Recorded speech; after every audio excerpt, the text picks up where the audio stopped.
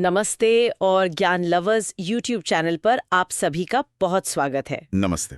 आज हम William Shakespeare के एक बहुत ही मशहूर और कह सकते हैं कि काफी गहरे नाटक मैकबेथ पर चर्चा करने वाले हैं। हमारा इरादा क्या है आज? इरादा है कि इस नाटक के जो खास पहलू हैं, मतलब जो मुख्य किरदार हैं और कहानी कैसे आगे बढ़ती है, उसको अच्छे से समझें। और खासकर वो जो डाइनो से मैकबेथ की मुलाकातें होती हैं। हाँ, वो तो बहुत जरूरी है। और फिर राजा डंकन और बैंकों की हत्याएं, उन पर थोड़ा ज्यादा ध्यान देंगे और ये समझने की कोशिश करते हैं कि ये जो महत्वाकांक्षा होती है, एम्बिशन, और फिर अपराध बोध मतलब गिल्ट, ये कैसे एक नायक को, एक हीरो को खलनायक बना सकता है। थिएटर की दुनिया में तो इसे लेकर एक अंधविश्वास भी है। हाँ, बिल्कुल है। इसे शापित नाटक मानते हैं। मतलब थिएटर में लोग इसका असली नाम लेने से कतराते हैं। तो क्या कहते हैं? इसे कहते हैं द स्कॉटिश प्ले। अरे वाह! अच्छा, चलिए अब किरदारों की बात करते हैं। कौन कौन है इसमें मुख्य? जरूर।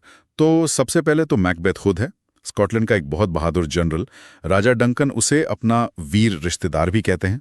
शुरू में तो एक महान योद्धा, बहादुर स्कॉटिश जनरल। हाँ बिल्कुल। लेकिन जैसे ही वो डाइनो की बात सुनता है, राजा बनने की भविष्यवाणी, बस वहीं से उसकी गिरावट शुरू हो जाती है। मतलब महत्वाकांक्षा हावी हो जाती है। बिल्कुल। उसका किरदार यही दिखाता है कि कैसे एक अच्छा इंसान भी सत्ता के लालच में गलत रास्ते पर जा सकता है। और लेडी मैकबेथ, वो तो शायद मैकबेथ से भी ज्यादा महत्वाकांक्षी लगती हैं शुरू में। हाँ, शुरू में तो वो बहुत मजबूत और क्रूर दिखती हैं। वही मैकबेथ को उकसाती है राजा डंकन की हत्या के लिए। अच्छा। जब मैकबेथ हिचकिचाता है तो वो उसे ताने देती है, लेकिन बाद में वही अपराध बोध उसे अंदर से खा जाता है और वो पागलपन की शिकार हो जाती है। ये दिखाता है कि गुनाह का असर कितना गहरा होता है। अच्छा, और कौन से किरदार अहम है? राजा डंकन, बैंको। हाँ, राजा डंकन वो नेक राजा हैं जिनकी हत्या होती है। बैंको मैकबेथ का साथी है, उसे भी भविष्यवाणी मिलती है कि उसके वंशज राजा बनेंगे। ओह, ये भी एक दिलचस्प मोड़ है। हाँ, और बैंको वो भविष्यवाणी के बावजूद सही रास्ते पर रहता है, जो मैकबेथ के बिल्कुल उलट है। फिर मैकडफ है, एक वफादार लॉर्ड जो मैकबेथ से बदला लेता है। और मैल्कम, डंकन का बेटा। हाँ, मैल्कम जो सही वारिस है और आखिर में राजा बनता है। और जाहिर है वो तीन डायने। हाँ, उनका क्या रोल है असल में?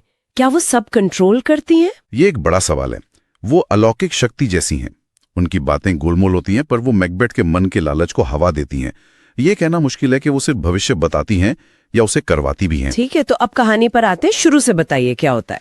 कहानी शुरू होती है जब मैकबेथ और बैंको लड़ाई जीतकर लौट रहे होते हैं। तभी उन्हें वो तीन डायने मिलती हैं। और वो भविष्यवाणी करती हैं। हाँ, मैकबेथ के लिए कि वो थेन ऑफ कॉडोर बनेगा और फिर राजा, और बैंको के लिए कि उसके बेटे राजा बनेंगे। थोड़ी ही देर में पता चलता है कि राजा ने मैकबेथ को थेन ऑफ कॉडोर बना दिया है। तो पहली भविष्यवाणी सच हो गई। बिल्कुल। और यहीं से मैकबेथ के मन में राजा बनने का ख्याल और पक्का हो जाता है। और जब लेडी मैकबेथ को इस बारे में पता चलता है एक पत्र के जरिए। हाँ, वो खत पढ़कर तो जिसे उसमें एक आग सी लग जाती है। उसे लगता है कि मैकबेथ शायद इतना हिम्मती नहीं है कि वो राजा बनने के लिए कुछ भी कर गुजरे। वो उसे उकसाती है, बुरी तरह उकसाती है। और किस्मत देखिए, उसी रात राजा डंकन मेहमान बनकर मैकबेथ के महल इन्वर्नेस में आते हैं। लेडी मैकबेथ हत्या का पूरा प्लान बना लेती है। और यहाँ से एक्ट 2 शुरू होता है। डंकन की हत्या ये मैकबेथ खुद करता है। हाँ, करता तो मैकबेथ ही है, लेकिन वो बहुत हिचकिचाता है। उसे अपराध बोध होता है। उसे हवा में खून से सनावा खंजर दिखाई देता है जो उसे डंकन के कमरे की तरफ ले जा रहा है। ये उसका वहम है। हाँ, शायद उसके अपने अंदर का द्वंद और डर है। पर लेडी मैकबेथ के ताने और उकसावे के बाद वो आखिर में जाकर डंकन को सोते हुए मार देता है। और फिर वो इतना घबरा जाता है कि खंजर वहीं कमरे में छोड़ने की बजाय अपने साथ ले आता है। तब लेडी मैकबेथ मोर्चा संभालती है। वो खंजर वापस ले जाती है, सोए हुए पहरेदारों के हाथों और कपड़ों पर खून लगा देती है ताकि शक उन पर जाए। कितना सोच समझकर किया गया अपराध है ये। बिल्कुल।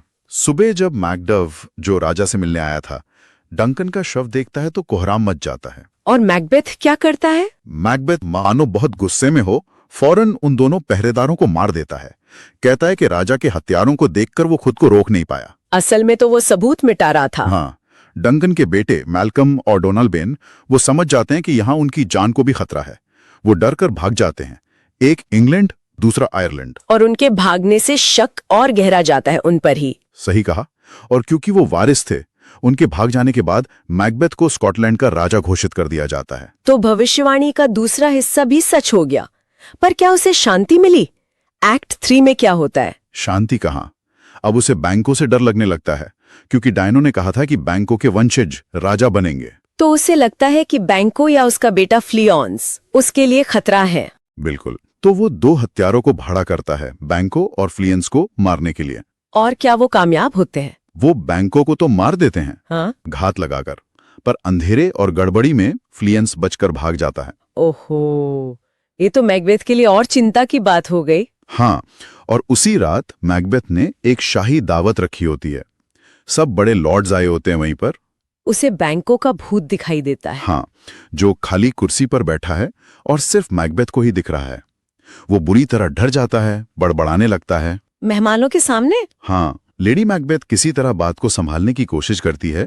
कहती है कि मैकबेथ को बचपन से ऐसी बीमारी है, दौरे पड़ते हैं। पर मेहमान समझ जाते हैं कि कुछ तो गड़बड़ है, दावत खराब हो जाती है। इस घटना से मैकबेथ की मानसिक हालत का पता चलता है। बिल्कुल, वो और ज्यादा असुरक्षित और वहमी हो जाता है और वो फैसला करता है कि वो दोबारा उन डायनो के पास जाएगा, उनसे और जानने की कोशिश करेगा। तो एक्ट 4 में वो फिर डायनो से मिलता है। इस बार क्या होता है? इस बार डायने उसे सीधे जवाब देने के बजाय कुछ भूतिया आकृतियां दिखाती हैं जो उसे 3 चेतावनियां देती हैं। क्या है वो चेतावनियां? पहली आकृति एक हथियारबंद सिर की है जो कहती है, मैकडफ से सावधान रहो, 5 के थेन से सावधान रहो। ठीक है, ये तो सीधी चेतावनी लगती है। हाँ, दूसरी आकृति एक खूनी बच्चे की है जो कहती है, कोई भी औरत से जन्मा इंसान मैकबेथ को नुकसान नहीं पहुंचा पाएगा। अच्छा, ये सुनकर तो उसे बहुत राहत मिली होगी। बिल्कुल, उसे लगता है कि अब वो लगभग अमर है, क्योंकि हर इंसान तो औरत से ही जन्म लेता है। और तीसरी आकृति एक बच्चे की है जिसके सिर पर ताज है और हाथ में एक पेड़ की डाली है। वो कहती है, मैकबेथ तब तक पराजित नहीं होगा जब तक कि महान बिरनाम का जंगल चलकर ऊंची डंगसिनेन पहाड़ी तक ना आ जाए। जंगल चलकर कैसे आएगा? ये तो असंभव लगता है। हाँ, मैकबेथ को भी यही लगता है। तो इन 2 भविष्यवाणियों से वो बहुत ज्यादा आत्मविश्वासी और लापरवाह हो जाता है। उसे लगता है अब उसे कोई खतरा नहीं। लेकिन डायने उसे एक और चीज दिखाती है। हाँ, वो 8 राजाओं की एक कतार देखता है और आखिर में बैंकों का भूत होता है जो इशारा कर रहा होता है कि ये सब उसके वंशज हैं। इससे मैकबेथ को गुस्सा आता है, पर वो डायनो की दूसरी बातों पर ज्यादा यकीन करता है। और मैकडफ से सावधान रहने की चेतावनी का क्या? उसे पता चलता है कि मैकडफ इंग्लैंड भाग गया है मैल्कम से मिलने। तो गुस्से में और अपनी ताकत दिखाने के लिए मैकबेथ मैकडफ के महल पर हमला करवाता है और उसकी पत्नी, बच्चों और सभी नौकरों को मरवा देता है। हे भगवान, ये तो बहुत ही भयानक है। हाँ, ये उसकी क्रूरता की हद है। उधर इंग्लैंड में मैल्कम पहले मैकडफ की वफादारी परखता है और फिर दोनों मिलकर मैकबेथ के खिलाफ एक बड़ी सेना बनाने की योजना बनाते हैं। तभी मैकडफ को अपने परिवार की हत्या की खबर मिलती है। वो टूट जाता है, पर फिर बदला लेने की कसम खाता है। और फिर आता है आखिरी एक्ट 5। इसमें क्या होता है? पतन शुरू होता है। हाँ, बिल्कुल। यहाँ चीजें बहुत तेजी से बदलती हैं। एक तरफ लेडी मैकबेथ है जो अपराध बोध के मारे पागल सी हो गई है। वो नींद में चलती है, बड़बड़ाती है और अपने हाथों से खून के वो धब्बे मिटाने की कोशिश करती है जो असल में हैं ही नहीं।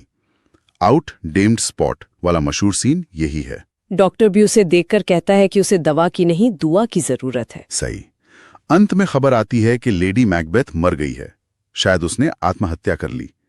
मैकबेथ ये खबर सुनकर कुछ पल के लिए टूट जाता है। जीवन की निरर्थकता पर वो tomorrow and tomorrow and tomorrow वाला भाषण देता है। पर वो लड़ाई की तैयारी भी कर रहा है। हाँ, उसे अब भी उन भविष्यवाणियों पर भरोसा है। स्कॉटलैंड के कई लॉर्ड्स उसका साथ छोड़कर मैल्कम की सेना से मिल जाते हैं। मैल्कम की सेना डंसिनेन महल की तरफ बढ़ती है। और वो बिरनाम जंगल वाली बात। मैल्कम हुक्म देता है कि हर सैनिक बिरनाम जंगल से एक डाली काटकर अपने आगे ढाल की तरह पकड़ ले।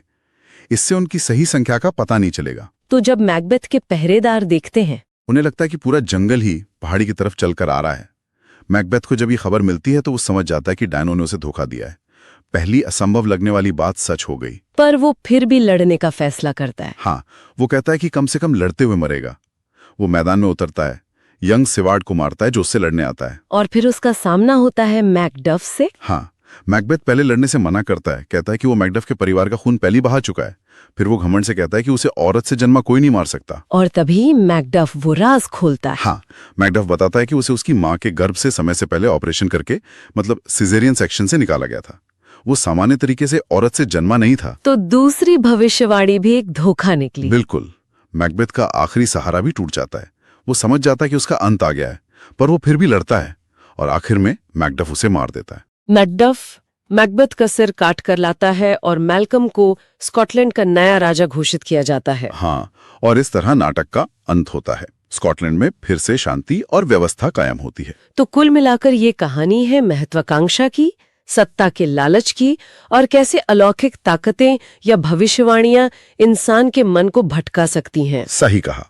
ये दिखाता है कि कैसे एक नेक और बहादुर इंसान भी जब गलत रास्ते पर चल पड़ता है, खासकर जब उसे बाहरी उकसावा और अंदरूनी लालच मिलता है, तो उसका पतन निश्चित हो जाता है। मैकबेथ की कहानी एक दुखद अंत वाली कहानी है। लेकिन यहाँ एक सवाल जरूर सोचने पर मजबूर करता है। क्या मैकबेथ का जो हश्र हुआ वो पूरी तरह से किस्मत या उन डायनों की वजह से पहले से तय था? या फिर ये उसके अपने इरादों, उसके अपने चुने हुए रास्तों का नतीजा था, उसकी अपनी फ्री विल का? हाँ, ये वाकई एक गहरा सवाल है। नाटक हमें सोचने के लिए छोड़ देता है। बिल्कुल, इस पर जरूर गौर कीजिएगा। आज की ये चर्चा देखने के लिए आप सबका बहुत बहुत शुक्रिया। धन्यवाद। अगर आपको ये विश्लेषण पसंद आया हो तो प्लीज इस वीडियो को लाइक जरूर करें और हमारे चैनल ज्ञान लवर्स को सब्सक्राइब करना ना भूलें। शुक्रिया।